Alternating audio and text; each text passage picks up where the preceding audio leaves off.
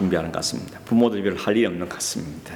부모도 그냥 하나의 초대받은 손님 같은 그런 느낌이 들죠. 그래도 우리가 청년 때는 결혼식장도 막 꾸미기도 하고 청첩장을 만들기도 하고 또 사진, 부케 이런 것도 청년들이 또 많이 도와줬잖아요. 그렇게 했었는데 저도 생각해 보니까 오래됐지만 제 결혼식은 제 동생들이 다 준비해 준 것 같습니다. 저는 그때 군대에 있어가지고 결혼하기 바로 전주간에 부대가 제일 큰 훈련이 있어가지고 일주일 내내 얼굴 시커멓게 위장해가지고 돌아다니느라고 완전 얼굴 엉망돼갖고 결혼식 때 왔던 기억이 납니다. 지금 생각하니까 참 미련하다 한 생각이 들었습니다. 좀 잘 고려해서 좀 이게 뭡니까 좀 지급바라기도 하고 좀 이랬어야 되는데 너무 볼품없는 모습으로 한 게 아니겠는가 하는 생각이 들었습니다. 그때는 특별한 일 없으면 그냥 교회에서 하는 게 그냥 당연한 거고 또 막 청년들 친구들이 막 도와주고 그랬죠. 교회 광고도 하고 또 참석하시는 분들은 다 와서 같이 와서 축복해주고 또 갈비탕 한 그릇 먹으면 또 되고 이런 그런 잔치들이 되었는데 요즘에는 보니까 신랑 신부들이 다 알아서 하죠. 부모님 할 게 별로 없는 것 같습니다. 한편 생각하면 신경 쓸 일이 별로 없으니까 편하기도 하지만 또 어찌 보면 좀 섭섭한 마음도 사실 생깁니다. 제일 문제가 뭔가 하면 하객 초대하는 거였습니다. 저도 딸 결혼할 때 보니까 이 하객 문제를 갖고 자녀들 다투게 되죠. 그래도 부모님들은 아는 분들 또 다 초대도 하고 싶고 뭐 하고 싶은데 아이들 논리도 맞긴 합니다. 아니 우리 결혼식인데 평생 한 번 결혼식이고 내가 축복받는 결혼식이기 때문에 진짜 나를 잘 알고 그런 분들이 와서 축가를 해주지 나는 잘 알지도 못하는데 어른들이 잔뜩 와가지고 있으면 뭐 별로다는 생각하는데 그 생각해 보니까 일리가 있다는 생각을 해보게 되어졌습니다. 아마 여러분 그러다 보니까 이런 일이 생겨지는데 유대인들의 결혼식도 보면 좀 그런 것 같습니다. 미리 초대할 손님들 다 정해서 초대하고 또 나중에 다시 컨펌하고 그렇게 아마 결혼식을 성대하게 지냈던 것 같습니다. 오늘 우리가 이 누가복음 14장을 읽었는데 14장 보면 오늘 읽은 본문까지 다 잔치 이야기입니다. 조금 복습을 해보면 1절에 보면 안식일에 예수님께서 바리새인의 지도자 중에 한 사람에게 초대를 받아서 식사를 갔습니다. 근데 보니까 거의 잔치였던 것 같습니다. 예수님만 간 게 아니고 예수님 제자들만 온 것이 아니고 많은 바리새인들이 거기에 있었고 유대인들도 꽤 많이 있었던 것 같습니다. 근데 하필이면 그날이 안식일이었는데 가보니까 수종병 든 한 사람이 거기 있었다 그랬습니다. 수종병은 지난번에 말씀드렸지만 복부에 물이 꽉 차고 몸이 퉁퉁 붓는 그런 질병이었습니다. 그 당시 규례에 의하면 이런 사람 많은 건 오면 안 되는데 거기 있는 거 보면 아마도 이 바리새인들이 예수님을 초대해놓고 예수님을 좀 테스트하고 시험하려고 그 사람을 거기다 놔둔 게 아니겠는가 이런 생각을 해보게 되죠. 예수님 모를 리가 없습니다. 다 아시고는 그 사람을 고쳐주었죠. 사람들이 마음속으로 왜 안식일에 이런 일 하는가 이런 불평을 갖게 될 걸 주님은 잘 아셨죠. 오히려 더 적극적으로 그를 고쳐주십니다. 그러면서 안식일의 주인이 누구냐, 안식일의 참된 정신이 무엇인가 하는 점을 주님께서는 가르쳐 주십니다. 단순히 율법과 규례를 지키는 데 안식일의 의미가 있는 것이 아니고 진짜 생명을 맛보는 것, 진짜 안식이 무엇인지 경험하는 것, 그 안식일의 주인 되신 주님을 알게 하는 것이 더 중요한 사실인 것을 주님은 이 일을 통해서 다시 한번 그들에게 확인시켜 주셨습니다. 그리고 가만 둘러보니까 잔치에 온 사람들 가운데 특별히 바리새인들이 서로 높은 자리에 주인 가까이 앉으려고 하는 걸 보고는 주님이 한마디 하시죠. 높은 자리에 앉지 마라. 저 끝자리에 앉아라는 것이죠. 혹이라도 높은 자리에 앉았다가 더 높은 사람이 와가지고 밀려나는 것보다는 차라리 끝자리에 앉았다가 주인이 이리 가까이 오라고 이렇게 하는 게 더 영광스럽지 않겠냐라는 말씀하셨습니다. 그 말씀도 단순히 겸손해라 낮아져라 그런 의미보다는 이 잔치가 천국 잔치를 연상하기 때문에 그 잔치의 주인공은 하나님이라는 것입니다. 주인이 주인공입니다. 그래서 모든 영광은 주인이 받으시는 거죠. 그런데 거기서 자기 자리 한 자리 하려고 그러고 자기가 얼마나 대단한 사람인지 증명하려고 그러고 그런 것은 그 잔치에는 합당치 않다는 것입니다. 거기에 온전히 드러날 분은 그 잔치의 주인이라는 것입니다. 어느 자리에 앉는 것은 주인이 정해주는 것이고 주인이 영광을 다 받는 것임을 말씀해 주신 것입니다. 바리새인들은 자신들의 율법도 잘 지키고 도덕적으로 종교생활도 열심히 하고 있기 때문에 당연히 사람들의 높은 평판을 받고 또 마땅히 높은 자리에 앉을 것을 기대하고 있었지만 주님은 하나님의 기준은 그게 아니라는 것이죠. 그 잔치에 온 것 자체가 은혜로 부름을 받은 거다, 초대받은 것인 것을 이야기하고 있습니다. 그 이야기를 좀 더 구체적으로 하기 위해서 12절 15절에 보면 예수님께서 자신을 잔치에 초대한 사람들 말하기를 네가 사람을 초대할 때 부자나 또 벗이나 형제나 친척이나 이런 사람들보다는 오히려 가난하고 몸이 불편하고 전원자들, 맹인들 이런 사람들을 초대하라고 말씀하십니다. 이유를 말씀하기를 그런 부한 사람을 초대하면 나중에 더 갚을 거 아니냐는 것이죠. 너도 나를 초대했으니까 당신도 나를 초대합니다. 이렇게 주고받는 그런 게 되지만, 그러나 말하는 이 네 가지 형편의 사람들은 도무지 다시 갚을 수 없는 사람들에게 베푼 것이기 때문에 그게 바로 은혜로 베푸신 것임을 이야기하는 것입니다. 그게 잔치의 의미는 뭔가 받겠다, 주고받는 것이 아니고 그저 베푸는 은혜라는 사실을 이야기해 주는 것이죠.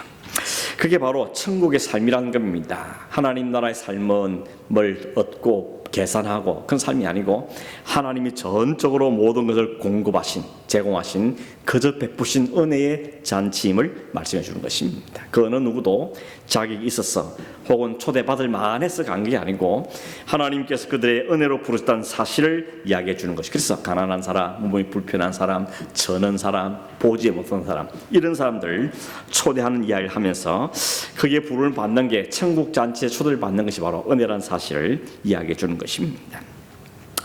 그 이야기가 지난주까지 이야기였고 오늘 읽은 성경 15절에 보면 예수님과 함께 식사하고 있던 한 사람이 예수님 하신 말씀을 듣고 이렇게 말하죠. 무릇 하나님의 나라에서 떡을 먹는 자는 복된 사람입니다. 이렇게 얘기합니다. 이렇게 말하는 의도가 뭔가 같습니까? 여기 떡을 먹는다 말은 초대받았다는 이야기인데 하나님 나라에 초대를 받은 사람은 복 있는 사람입니다. 당연한 이야기죠. 이 말에 담긴 의미, 뉘앙스는 뭔가 하면 우리가 지금 여기 함께 식사하고 있으니 주인의 초대를 받은 이것이 얼마나 복된 일인가. 우리가 바로 복받은 사람들이라고, 우리는 복이 넘치는 사람들이라 하는 이야기를 은근히 이야기합니다. 그 앞에 주님께서 이런 사람들 말고 가난하고 절고 눈멀고 병들고 이런 사람을 초대하시는데 그 사람도 아니고요, 우리 같은 사람이 이 잔치의 주인공이고 초대받은 사람들이라고 지금 이 이야기를 깔고 이야기하고 있는 것입니다. 사실 이 사람들은 대부분의 이 사람도 바리새인으로 보이는데 이 사람들은 주님이 말씀하신 걸 들으면서 마음이 좀 불편했던 겁니다. 높은 자리에 앉지 말라 그러고 오히려 저 가난하고 벌은 사람을 부르라 그러고 자기들 이렇게 자연스럽게 와서 당당하게 식사하고 있고 폼을 잡고 식사하고 있는데 오히려 자기들 무시하는 것 같고 마음을 불편하게 말하는 말을 자꾸만 주님이 하고 있는 것입니다. 지금 바리새인들은 그 바리새인 지도장 한 사람이 자기를 초대했다는 것이기 때문에 상당히 내가 이 높은 사람의 초대를 받았으니 나도 참 괜찮은 사람이란 이런 자부심이 있는 겁니다.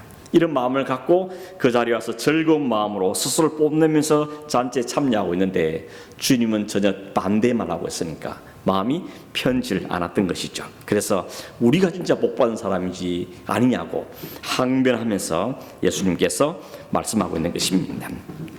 근데 예수님은 그들이 생각한 그 하늘나라의 잔치에 대해서 너희들이 오해하고 있다는 것을 지금 오늘 본문에서 말씀해주고 있는 것입니다. 이 똑같은 말씀이 마태복음 22장에도 나옵니다. 거기 보면 이 잔치를 뭐라고 표현한가 하면 혼인잔치라고 표현하고 이 잔치를 연 사람은 임금님이라고 이야기합니다. 임금이 자기 아들의 혼인잔치를 벌리고 베풀고는 큰 잔치를 베풀고는 많은 사람을 불러 모았다고 이야기하고 있습니다. 유대인들의 풍습이 그렇다 그런 거죠. 잔치를 벌일 때 미리 사람들 초대하고 온 사람들 숫자를 파악해서 그 숫자에 맞게끔 음식을 풍성하게 준비하고 준비가 다 되어지면 다시 사람을 보내가지고 이제 준비가 다 끝났으니까 오십시오 하고 다시 재차 청한다는 것입니다. 주인은 큰 잔치를 베풀었습니다. 그리고 많은 사람을 초대했습니다. 여기 많은 사람을 초대한 것을 예수님께서는 이 비유를 천군 이와 같으니 라고 말씀하시므로 이 잔치가 천국 잔치인 것을 말씀하고 있습니다. 그 잔치에 하나님이 베푸신 그 잔치에 많은 유대인들, 많은 사람을 불러 모으도록 하나님 초대를 하셨다는 겁니다. 그런데 오늘 17절에 보니까 그 초청장을 받은 사람들 가운데 처음에는 간다고 말했던 것 같은데 다시 준비 다 됐으면 오라 그러니까 못 가겠다는 것입니다. 이유는 뭡니까? 한 사람은 밭을 샀는데 아무래도 내가 봐서 밭을 한번 가보아야 되겠다고, 점검해 보아야 겠다고, 내가 바빠서 못 가겠다고. 또 한 사람은 소를 5결이 샀는데, 결이는 쌍을 이야기하는 거죠. 소를 10마리를 샀는데 이 소가 튼튼한지 밭은 제대로 가는지 하는 걸 내가 한번 테스트 해봐야 되니까 시간 없습니다 라고 이야기하고, 또 한 사람은 내가 지금 장가들게 됐기 때문에 그 장가들 준비하느라고 바빠서 가기가 어렵다고 답을 한 것입니다. 마태복음에는 임금의 초대에 거절한 것도 부족해서 임금이 보낸 종들을 모욕을 하고 심지어는 죽였다고 이야기합니다. 내가 지금 바빠 죽겠는데 왜 귀찮게 하냐고, 그래서 모욕을 주기도 하고, 내가 지금 코가 썩자고, 내가 지금 할 일이 많은데 뭐 대단한 거라고 나를 초대하냐고, 그러면서 오히려 귀찮게 하는 그 종들을 죽여버렸다는 것입니다. 아마도 그 종들이 강권했겠죠. 안 가시면 안 됩니다. 음식이 다 준비되어 있습니다. 임금님이 꼭 오라 그랬습니다. 그러니까 때려 죽여버린 것입니다. 이것은 참으로 결례입니다. 초청한 주인을 욕되게 하는 것이죠. 우리도 그렇지 않습니까? 초청자에 보내고 온다고 리스폰스 딱 해놓고는 당일날 안 나타나면 얼마나 마음이 섭섭하고 불쾌합니까? 큰 실례가 되는 것입니다. 어떤 분들은 그것 때문에 이제 관계 끊자, 손절하는 이런 일도 생기게 되는 것입니다. 중동 지역의 문화는 더 그렇다 그럽니다. 이건 아주 엄격하고 큰 결례로 생각하기 때문에 이건 때로는 선전포로 얘기도 했다 그럽니다. 그만큼 무섭게 반응한 거죠. 오늘 이들은 21절에 보면 종이 돌아와서 주인에게 그대로 고했더니 주인이 뭐라 그럽니까? 노했다 그랬습니다. 노하였다고 이야기합니다. 여기는 노했다 말은 나오지만 마태복음 20장에 보면 임금이 군대를 보내어서 자기를 무시하고 모욕하고 자기 종들을 죽였던 사람들을 다 진멸시키고 그 동네까지 불살라버렸다 그럽니다. 이게 얼마나 결례인지, 얼마나 주인에게 반하고 모욕감을 주는 것인지를 설명하고 있는 것입니다. 그런 다음에 주인이 종들에게 다시 명령하죠. 얼른 가서 그 시내에 있는 길가에 거리와 골목에 다니면서 거기에 있는 가난한 자들, 그리고 몸이 불편한 자들, 맹인들, 전원자들을 그들을 강권하여서 이 잔치에 데려오라고 이야기하고 있습니다. 그리고는 주인이 명도를 했는데도 아직 빈자리 있다 그러니까 그러면 저 바깥에 나가서 저 길가에 있는 사람들, 그리고 산 울타리 가에 있는 사람들도 강권해서 데려다가 이 잔치집을 채우라고 말씀했던 겁니다. 이 본문을 우리는 많이 전도에 관한 말씀으로 많이 사용하죠. 주인이 내 집을 채워라, 이 교회를 채워라, 이 자리를 채워라, 이런 말씀을 많이 사용합니다. 그러나 우리가 오늘 성경 14장 전체를 쭉 읽어보면 주님께서 포커스는 전도해와라, 그 이야기는 아닌 것을 알 수 있습니다. 물론 전도는 필요한 거죠. 전도를 해야 되는 것입니다. 우리는 전도에 너무 말을 많이 안 하고 있는 것 같다는 생각이 좀 들기도 했습니다. 여러분 주변에 교회를 안 나온 사람들이 얼마나 많이 있습니까? 특별히 코로나 이후에 교회 안 나가는 사람들, 그걸 가난한 성도라 그런다 그러죠. 안 나가, 교회는 안 나가. 그래서 인터넷으로 늘 돌아, 오늘 이 교회, 내일은 저 교회, 뭐 이런 일을 합니다. 어떤 분을 여기 들으니까 한국의 어느 큰 교회에 주일 예배 시간 되면 한 10만 명 정도가 접속을 한답니다. 근데 더 재밌는 말은 뭔가 하면 다들 10분 정도 있다가 나간다는 겁니다. 좀 들어보고 가버리고 서치하러 다니는 거죠. 그냥 예배를 드린 게 아니고 그냥 살짝 구경만 하고 간다는 겁니다. 근데 이게 여러분 오늘의 시대 상황이 되고 말았습니다. 물론 그 중에는 진짜 예배 참여 어려우니까 집에서라도 인터넷을 통해서 정말 마음을 가다듬고 온전한 마음으로 할 수 있으면 정복을 탁 차려입고 이렇게 예배하는 사람 있지만 많은 경우 사람들이 그렇지 못하는 것입니다. 그러면 어떻게 됩니까? 자연스럽게 믿음이 떨어지게 되어 있습니다. 가도 그만, 안 가도 그만. 전에는 교회 안 가면 죽는 줄 알았는데 안 가도 그냥 이렇게 되는 때도 있구나, 이런 마음들이 생기게 되는 것입니다. 오늘 우리 주변에 우리가 전도해야 될 사람이 없습니까? 교회로 인도해야 될 사람이 없습니까? 우리는 살펴보고 그들을 주님께로 인도해야 되는 것입니다. 정말 내가 구원에 확신이 있고 예수님에게 너무 좋다면 이걸 다른 사람이 이야기하고 그들을 인도하는 것은 너무 중요한 사실인 것이죠. 천국 잔치입니다. 천국 잔치 가서 배불리 먹고 기쁘고 만족했다면 그 좋은 것을 나누고 전하는 것이 당연한 것입니다. 그 좋은 비유가 열왕기하 7장에 보면 있죠. 아람 군대가 이스라엘을 공격해 옵니다. 하나님께 이스라엘 백성이 너무 우상 숭배 심하고 너가 죄가 만연하니까 아람 나라 군대에게 하나님께 혼내게 만들었죠. 그래서 아람 군대가 들어와가지고는 이스라엘 공격에 와서 아람의 이스라엘 수도였던 사마리아 성을 꽁꽁 에워쌌습니다. 그러니 이게 하루 이틀도 아니고 하루 이틀이 아니고 한 달, 두 달 계속되니까 점점 안에 식량이 떨어지니까 굶어 죽을 지경에 이렇게 되는 것입니다. 그 아람 군대가 들어온 그 상황 가운데 어디까지 갔는가 하면 오늘은 우리 아이 잡아먹고 내일은 니네 아이 잡아먹자, 이런 도까지 갔다는 것입니다. 여러분, 어떻게 부모가 자식을 잡아먹을 수 있습니까? 근데 얼마나 굶주림이 끔찍했으면 이런 일이 실제로 일어났다는 것을 성경은 기록하고 있는 것입니다. 근데 그 성문 바로 근처에 4명의 나병 환자가 살고 있었죠.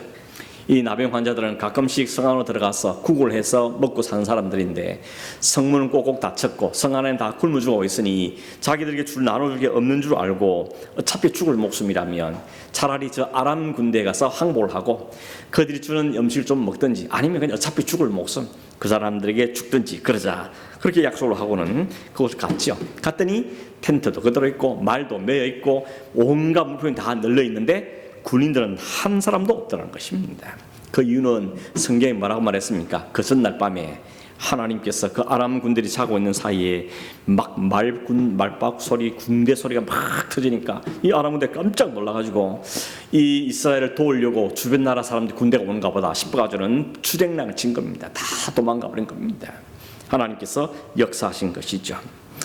그걸 보고 이 사람은 일단은 자기들이 막 실컷 배불리 먹죠. 먹고 막 진짜 정말 토할 만큼 막 잔뜩 먹습니다. 그리고 기중품들 막 자기 집에다 갖다 놓습니다. 그러고 나서 정신이 드니까 뭐라 그럽니까? 오늘 이 아름다운 소식이 있는데 우리 4명만 누려서 되겠냐? 지금 성 안에는 굶어 죽은 사람이 있는데 이 사람들을 무시하고 우리가 내일 아침까지 날이 밝을 때까지 이 짓을 하고 있으면 우리는 벌을 받는 게 마땅하다. 그러면서 빨리 왕궁에 가서 이 소식을 알리자. 그러고는 사마리아 성에 이 소식을 알리게 되죠. 이야기가 열왕기하 7장에 기록되어 있습니다. 오늘 굶어져가는 세상들, 영적으로 죽어가는 사람들, 죄에 끌려다니는 사람들, 낙심과 절망과 이게 사는 사람들에게 굿 뉴스는 오직 예수 그리스도 참 생명을 이야기해 주는 것밖에 없습니다. 내가 경험해 보니 그 생명, 그 예수가 진짜 생명이더라. 나를 살렸고 나를 살 의미를 가지게 했고 내 삶을 턴하게 만들었고 목표가 있고 소망 있는 삶에 하시는 분이 바로 주님이시고 그 주님 나에게 영원한 생명을 주셨다. 그러면서 우리가 가진 이 생명을 그들에게 전하고 그 일을 나누는 것이 정말 중요하다는 것입니다. 그러면서 오늘 우리는 얼마나 전도에 열심을 내고 있습니까? 뭐 멀리까지는 못 가도 주변 사람들에게도 같이 신앙생활 해보는 게 좋을 거다. 내가 얼마나 좋은지 모른다. 적어도 이 정도의 말들을 하는 사람이 우리에게 얼마나 있는지를 생각해 보길 바라고, 오늘 너무 우리가 전도하는데 잘 안 하고 있다는 생각이 반성이 좀 들었습니다. 우리 교회도 마찬가지로 우리 자신도 그렇고 주변에 아직도 생명을 몰라서, 아니 교인이라 하지만 아직도 하나님을 알지 못하여서 여전히 죄에 끌려다니는 사람이 있다면 그들에게 그리스도를 소개하고 그리스도께 인도하는 것이 오늘 우리가 해야 될 중요한 사명이라는 것을 다시 한번 확인하게 되는 것입니다. 자, 오늘 이 본문에 돌아가면 주님 것은 전도 많이 해와라, 그 본문 우리에게 주신 것은 아니고 그 말씀보다는 누가 하늘에 열리는 그 천국 잔치에 들어갈 수 있는가, 누가 그 천국 잔치에 들어간 사람인가 하는 것을 우리에게 보여주는 게 목표라고 볼 수 있습니다. 보면 초대는 많은 사람이 받았습니다. 유대인들도 초대받고 나중에 이방인도 초대받고 주변 사람, 가난한 사람도 초대받고 많은 사람이 초청을 받았습니다. 근데 그 중에 많은 사람이 거절한 겁니다. 이유는 나름대로 이유가 다 있었죠. 밭을 샀다, 소를 샀다, 장가 가야 된다, 이런 이야기를 하는데, 그러나 이런 걸 다 이유를 모아보면 뭡니까? 천국 잔치에 가는 것보다 지금 내 앞에 당면 이 문제가 더 급하고 중요하다고 생각하기 때문에 거절한 거죠. 아무리 이유를 대봐야 결론은 그거라는 것입니다. 다시 말하면 그 천국 잔치라는 게 얼마나 소중하고 중요하고 우리에게 얼마나 아름다운 것인지를 생각 못했다는 겁니다. 그걸 인식을 못하는 것이죠. 그래서 그것을 거절했다는 것입니다. 여러분, 사실은 밭을 사고 소를 사고 장가드는 일들이 중요한 일이긴 하죠. 우리가 이게 얼마나 중요하면 미리미리 계획을 세서 밭을 사고 집을 늘리고 또 소도 더 사고, 이런 인생, 소를 사기 위해서 돈을 열심히 벌고 일을 하고, 이런 건 인생의 중요한 부분이긴 합니다. 그게 이루어질 때 얼마나 기쁘겠습니까?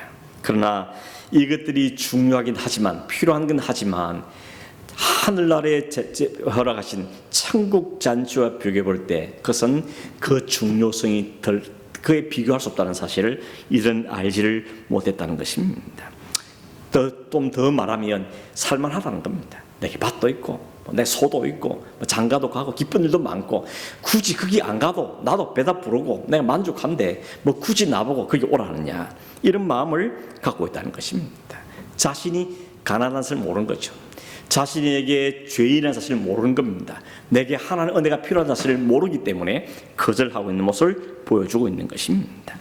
이 잔치에 초대한 분이 누구인지, 그 잔치에 가면 뭘 먹을 수 있는지, 뭘 제공해 주는 일을 모르니까, 맛을 보지 못했으니까 결국 그 초대에 응하지를 못하게 되는 것입니다. 그래서 어떤 분들은 종종 이런 비유를 하죠. 만약에 대통령이 대통령실에 잔치를 만들어 놓고 베풀어 놓고 내게 초청장을 주었다면 그 거절할 수 있겠냐 그러죠. 아무리 밭을 사도 지금 뭐 소를 테스트해봐도 그걸 일단 놔두고 내일 해도 되니까 놔두고 그 대통령의 초대에 기쁨으로 응하지 않겠냐는 것이죠. 결국 나를 초대한 그분이 어떤 파워를 가진 분이고 어떤 존재이고 거기에 간다는 게 내게 어떤 의미가 있는지를 모르기 때문에 된 거라는 것을 이야기해 주고 있는 것입니다. 결국 청함에 나가지 못하는 것은 그 잔치에 참여하는 것이 얼마나 큰 복인지를 깨닫지 못하기 때문에 감사도 없고 기뻐할 수도 없게 되는 것을 이야기하고 있다는 것입니다. 여러분, 이 잔치에 거절함을 대신에, 거절한 사람 대신에 잔치에 온 사람들은 어떤 사람들입니까? 여기 네 부류 사람이죠. 길거리와 골목에 있던 가난한 자들, 그리고 몸이 불편한 자들, 앞을 볼 수 없는 사람들, 다리를 저는 사람들. 공통점이 뭡니까? 다 인간적으로 볼 때는 사람들에게 별로 주목을 받지 못하고 오히려 멸시를 받을 가능성이 많고, 경제적인 능력도 없기 때문에 소도 살 능력도 없고 밭을 살 능력도 없는 사람들입니다. 어쩌면 장가가는 것도 꿈도 못 꿀 사람들이라는 것입니다. 그런 사람들이 이런 임금님에게, 높은 분에게 초대를 받는 것도 기대하지 못했던 사람들이라는 것입니다. 이들의 공통점은 하나같이 그 잔치에 청함을 받을 것이라고는 전혀 기대하지 못했던 사람이라는 공통점이 있는 것이죠. 어쩌면 초대장을 받았을 때, 오라 그랬을 때 나 같은 것이 어떻게 가냐고, 내가 누군지 아냐고, 이렇게 아마 사양을 했을 가능성이 많은 사람들이라는 겁니다. 그래서 주인이 말합니까? 강하게 구원해서 데려오라고 이야기합니다. 걱정하지 말고 오라고 부탁했다고 이야기하는 것입니다. 그런데 여러분, 1차로 데려왔는데 자리가 비어 있었죠. 그래서 다시 보냅니다. 어디로 가라 그럽니까? 길과 산 울타리로 가서 거기 있는 사람들도 데려와라 그럽니다. 이게 차이점인데 뭔가 하면 앞에 것은 성 안에 있는 길 골목과 길거리의 사람들을 데려온 거고, 그 안에 있는 사람들을 다 안 치워주니까 이제는 성 밖으로 나가서 길가에 산 울타리가 있는 사람들도 데려오라는 것입니다. 이게 뭘 이야기하는 거겠습니까? 유대인들뿐만 아니라 이방인들마저도, 이방인들 중에도 초대하라는 하나님의 말씀을 우리가 여기서 볼 수가 있게 되는 것입니다. 이방인들이 자신들이 유대인들의 잔치에 참여한다는 것은 꿈에도 꿀 수 없는 거잖아요. 우리를 어떻게 취급하는지 아는데 어떻게 그 자리에 함께 가겠습니까? 더군다나 바리새인들 같은 이런 이 높은 고위인 사람들이 있는 그 자리에 간다는 것은 엄두도 못 낼 일인 것입니다. 어쩌면 그들도 역시 아니 우리 같은 이방인들이 어떻게 유대인 잔치에 가냐고 뭐 이렇게 손살을 치면서 사랑했을지도 모르는 것입니다. 아무튼 주인의 그 강한 권위에 의해서 이들은 그 잔치에 참여하게 되었다는 것입니다. 여러분, 주인의 정함을 받아서 잔치에 참여한 사람들의 공통점은 뭡니까? 나 같은 자를, 우리 같은 사람들 뭘 이렇게 초대까지 하냐고, 그냥 음식 좀 던져도 그만 해도 감사한데 어떻게 그 주인이 자리한 그 잔치에, 그 귀한 잔치에 우리를 부를 수가 있는가, 이런 마음으로 온 사람들이겠죠. 그러니까 어떻겠습니까? 감사뿐인 것입니다. 높은 자리, 아이스당초. 저 끝에 앉아도 아무 한 말이 없는. 그냥 그저 감사한, 초대인 것만 너무 감지덕지한 그런 마음으로 나온 사람들이라는 것입니다. 이것이 청함을 거절한 사람들과의 차이점이죠. 청함을 거절한 사람, 어떤 사람들입니까? 교만한 사람들이죠. 자기가 충만한 사람입니다. 도움이 필요 없는 사람입니다. 주인의 초대에도 별로 달갑지 않은 사람입니다. 별로 아쉬움이 없는 사람들입니다. 자기 의로 충만한 사람들인 것이죠. 이런 사람들이 하나님 나라의 초청에 거절한 사람들, 그 하나님 나라의 잔치에 적당하지 않은 사람들이라는 것입니다. 그들이 바로 여기 앉아있는 음식을 먹고 있는 바리새인들을 지적한 것이죠. 그래 얼마나 마음이 불편했겠습니까? 하나님 나라는 하나님께 베푸신 그 찬치에 참여한 사람은 그렇게 자기의에 충만하고 자기 만족이 있고 별로 도움도 필요 없고 그런 바리새인들이 아니고 다 같은 것을 어떻게 부르냐고 그런 마음으로 와서 감사하고 정말 감지덕지한 마음으로 와서 그 잔치의 은혜를 누린 사람들, 그들이 바로 잔치에 참여할 자들인 것을 이야기하고, 시작은 유대인인지 모르지만 이방인들 가운데도 많은 하나님의 부르심 받은 사람들이 와서 즐거이 먹고 배부르며 그 안에서 안식이 될 것을 주님께서는 지금 말씀하고 계시는 것입니다. 오히려 유대인들 가운데는 그 처음 청을 받았지만 거절한 그들은 하나님의 잔치 맛을 맛보지 못하게 될 것이라고 아주 엄중하게 말씀하고 있다는 것입니다. 결국 천국은 누가 들어갑니까? 하나님의 강권하심에 의해서 부름받은 사람들이 그 천국에 참여하고 하나님이 말하신 그 놀라운 은혜 가운데 경험하게 되는 것을 우리에게 말씀하고 있는 것입니다. 내 의가 아니라는 것입니다. 내가 얼마나 율법을 잘 지키냐 그게 있다는 게 아니라는 것입니다. 내가 얼마나 열심히 냈냐 그게 아니라는 겁니다. 하나님 나라는 우리의 열심의 근거를 받아서 더 큰 상을 받고 그런 것이 아니라는 이야기인 것입니다. 그것은 천국에 어울리지 않는 것이죠. 천국에는 누가 들어갑니까? 하나님을 아는 사람, 하나님을 어떤 분을 깨달은 사람, 그 하나 은혜에 감사해서 나가는 사람, 그 사람들이 바로 천국의 주인인 것을 우리에게 말씀해주고 있는 것입니다. 말씀을 맺습니다. 오늘 우리가 그 큰 천국 잔치에 초대받은 사람들 아닙니까? 얼마나 감사한 일들입니까?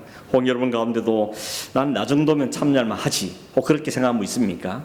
그렇다면 우리는 회개해야 되는 것입니다. 하나님께서 우리를 하늘 잔치를 벌여놓고 우리를 위해서 아들까지 우리에게 내어주셔서 우리를 초대해 주시고 그 한 아들까지 때려 죽이는 인간들을 불쌍히 여기시고 성령으로 감동시켜 주셔서 깨닫게 하고 믿게 만들고 가는 잔치에 참여해서 감사하고 기뻐하고 절거하는 그런 하늘 잔치에 참여하는 자들로 우리를 부르신 얼마나 감사한 일인지.